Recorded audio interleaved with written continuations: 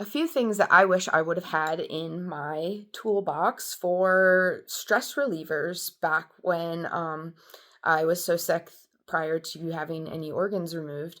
I would have loved to have had knowledge around breathing exercises. Some of my favorite is the 4-7-8, the box breathing, the double inhale.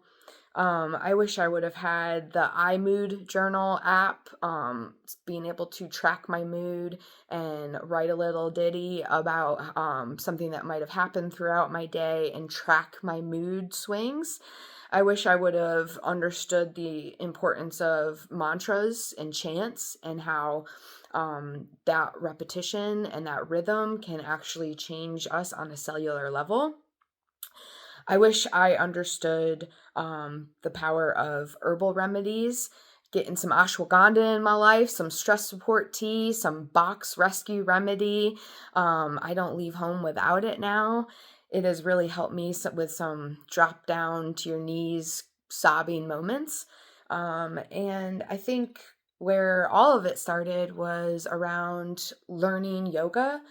And for that, if that's an intimidating word for some people, as is meditation, I'm trying in this video to make it not so scary and not so intimidating. But yoga to me, when I first started it was focus on breath and stretching, and basically merging those two things, breathing into my body, and having an athletic background helped me realize the importance of stretching and just sitting with my body, and feeling the feels as I'm stretching it out.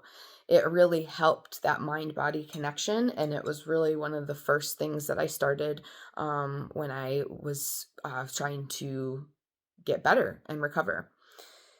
The second thing that I wish I had was the meditation practice that I do now, and understanding that our brains are a computer and we must, like our computers, reset them. We must restart them, and quieting our mind, which that's what meditation is so vital to our mental health. And I've heard this analogy before and I love it. Not meditating is like vacuuming without plugging the vacuum into the outlet, and going through life without having the cord plugged in. So I invite you to kind of reframe about yoga and meditation if you do have some resistance to them. It really is the simple things and the easiest things and the free things that can make a very powerful impact on our stress level and our overall wellness. And we discount them for that reason, I believe.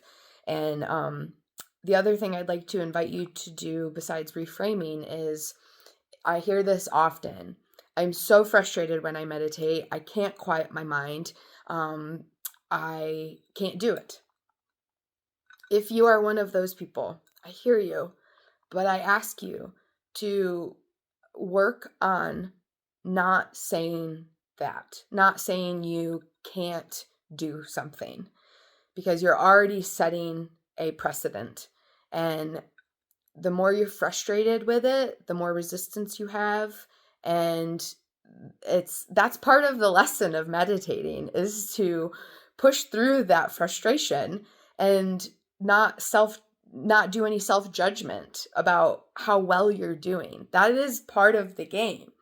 So step one is to back away from that language that it's too hard for you or you can't quiet your mind, and have the understanding that you absolutely can. And this deserves a whole video on its own. So I will show some techniques that I use that are out there. You can find your own techniques, but the biggest key is to release the frustration of the fact that your mind is still racing. It's like a muscle. You have to keep exercising it for it to get bigger. You have to practice with it. And I'm not just talking a week.